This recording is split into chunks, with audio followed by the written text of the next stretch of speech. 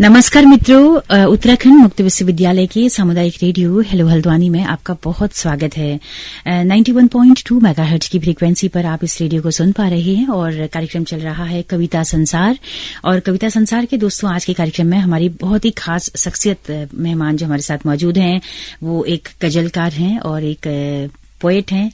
कविताएं लिखती हैं, गजल लिखती हैं, बचपन से ही शौक है लिखने का। तो आज उनकी गजलों के जो मानी है उनको समझने की कोशिश करते हैं। तो भाग्यश्री जोशी इस वक्त हमारे साथ मौजूद हैं, जो कि उत्तराखंड मुक्त विश्वविद्यालय में डिपार्टमेंट ऑफ साइकोलॉजी में असिस्टेंट प्रोफेसर हैं। तो भाग्यश्री जी, आपका बहुत बहुत स्वागत है हमारे इस कार्यक्रम में। बहुत बहुत शुक्रिया मैम, मुझे यहाँ पर बुलाने के लिए और मेरी गजलों को एक मंच प्रदान करने के लिए। भाग्यश्री जी, हम गजलें भी सुनेंगे, लेकिन गजलों पर बात भी करेंगे। तो शुरुआती सवाल मैं करना चाहती हूँ कि कहाँ से शुरुआत हुई, कैसे शौक हुआ गजलों का? मैम, अगर मैं बात करूं तो मेरे पापा को बहुत शौक है गजलें सुनने का।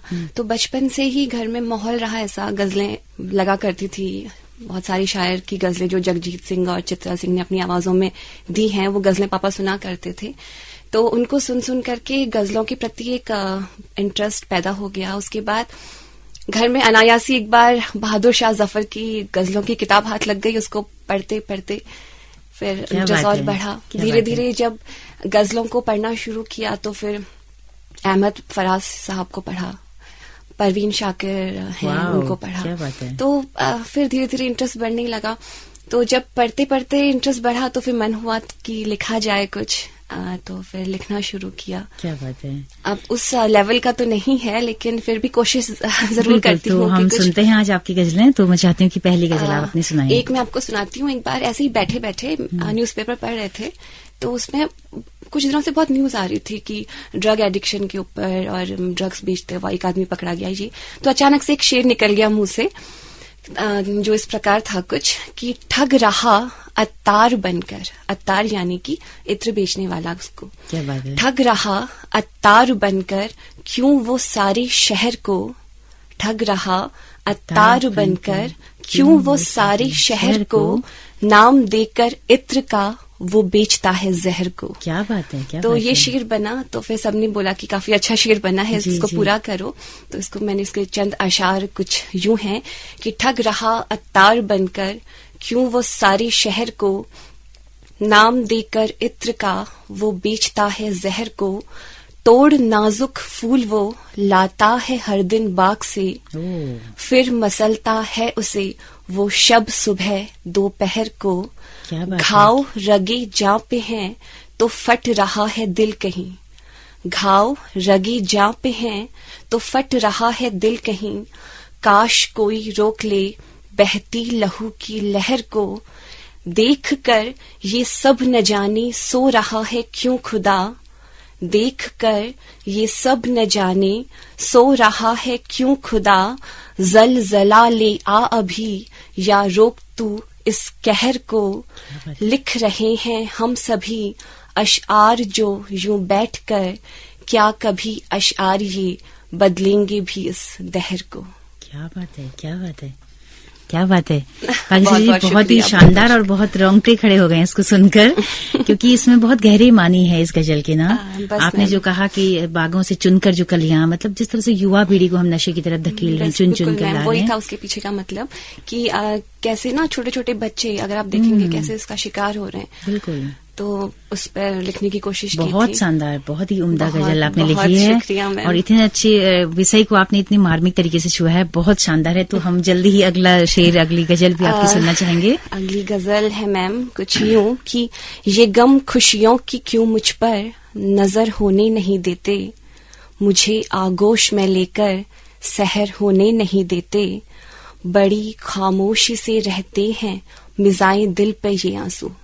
बड़ी खामोशी से रहते हैं मिजाए दिल पे ये आंसू। किसी को दर्द की मेरे खबर होने नहीं देते। क्या बात है। शजर पर दिल के बैठे हैं परिंदे हिज्र के कुछ यूं। शजर पर दिल के बैठे हैं परिंदे हिज्र के कुछ यूं कि शाखों पर मोहब्बत के समर होने नहीं देते। सजाकर एक हसीन, सजाकर लोग सपने एक हसी सा घर बनाने के।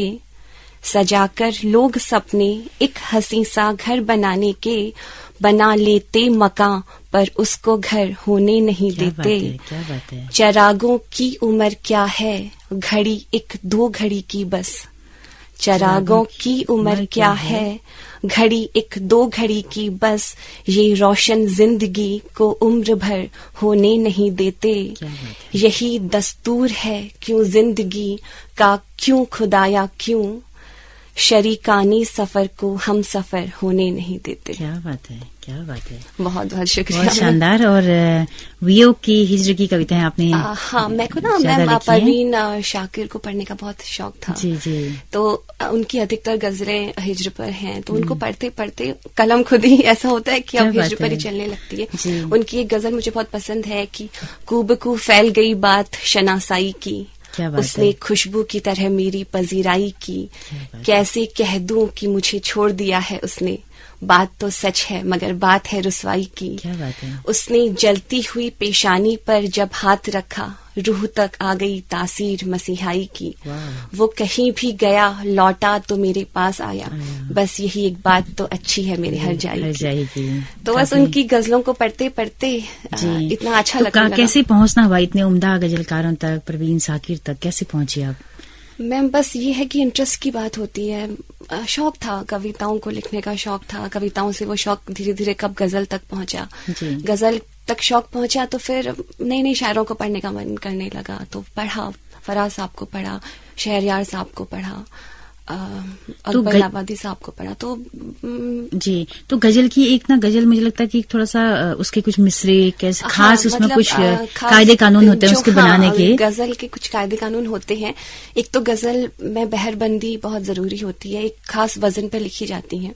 वैसे तो बहुत सारी बहरें हैं, लेकिन 32 बहरें ऐसी हैं जिनका यूज अक्सर गजलों में किया जाता है।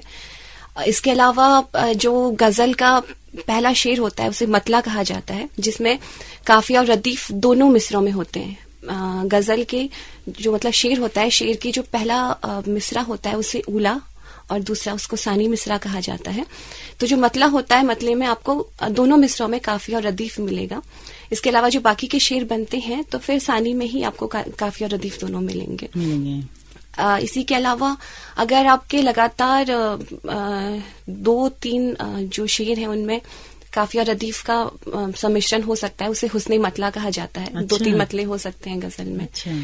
इसके अलावा जो आखिरी शेर होता है, आखिरी जो शेर बनता है जिसे मक्ता कहते हैं, उसमें तखल्लुस होता है, किसी लेखक का नाम होता है, तो उसे मतला कहा जाता है। आपने अपना तखल्लुस क्या रखा है? मैम अभी तक मैंने अपना तखल्लुस कुछ नहीं रखा हुआ है। अच्छा। अभी तक मेरी गजलों में आपको मक्ता नहीं मिलेगा। ओके। शायद कभी पहुंच जाऊं वहां तक। क्या बात है, बिल्कुल। तो शुरुआती आपने कहा कि आपने कविताएं भी लिखी, तो कुछ नहीं अभी याद, तो मतलब गजल ही आपको ज्यादा भाई? हाँ, गजल ही मुझे ज्यादा पसंद है। कविताओं का तो ये रहा, बचपन में जो स्कूल टाइम में लिखा करते थे, बिल्कुल, तो बस वहीं तक था। फिर तो 2-4 गजलें मैं चाहती हूँ कि और आप पढ़ें। अच्छा, मैं आपको एक और गजल सुनाती हूँ। दिया मौका नहीं खुद को न इन जख्मों को भरने का, हुनर आया नहीं मुझको वफा करके बदलने का।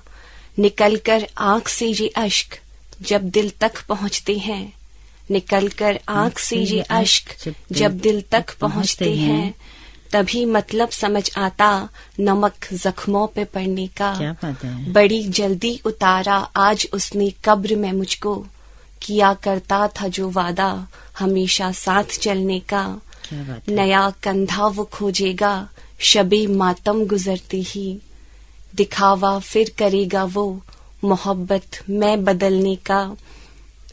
नया कंधा वो खोजेगा शबे मातम गुजरती ही, दिखावा फिर करेगा वो मोहब्बत में बिखरने का।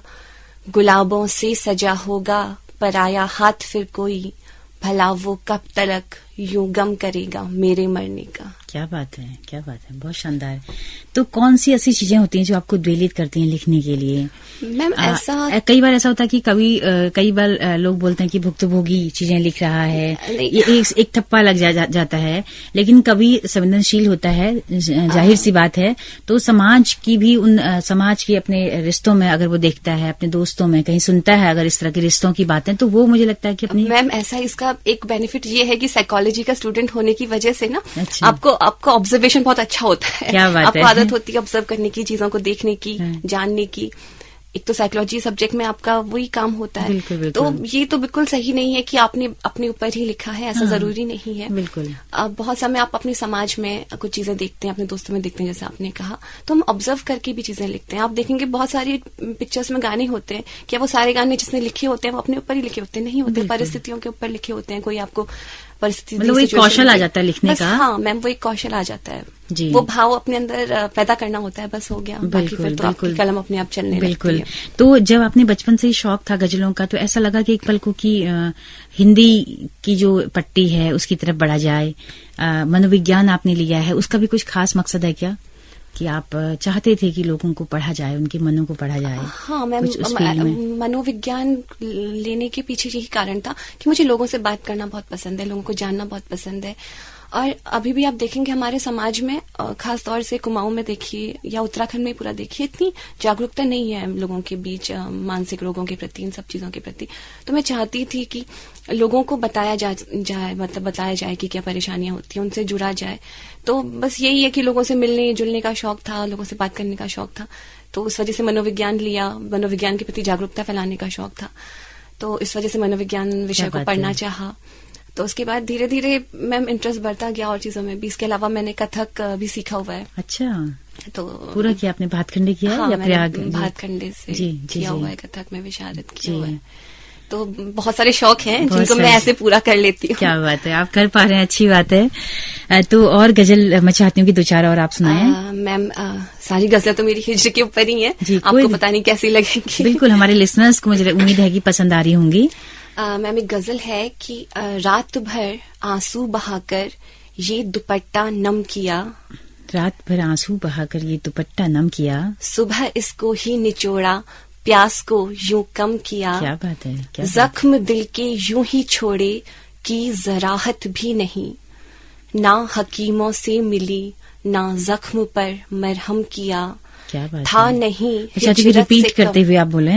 हाँ, फिर से दोबारा चाहें, मैं चाहूंगी इसको। रात भर आंसू बहाकर ये दुपट्टा नम किया, सुबह इसको ही निचोड़ा प्यास को यूं कम किया, जख्म दिल के यूं ही छोड़े की जराहत भी नहीं, ना हकीमों से मिली ना जख्म पर मरहम किया।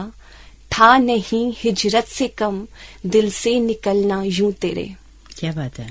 था नहीं हिजरत से कम दिल से निकलना यूं तेरे, उस मसाफत ने मुझे पर मोह कम हमदम किया, जिंदगी के हाथ से मुझको मिली है मौत भी, जिंदगी के हाथ से मुझको मिली है मौत भी, जिंदगी के हाथ से मुझको मिली है मौत भी, एक दफा मारा नहीं ये खेल भी पैहम किया।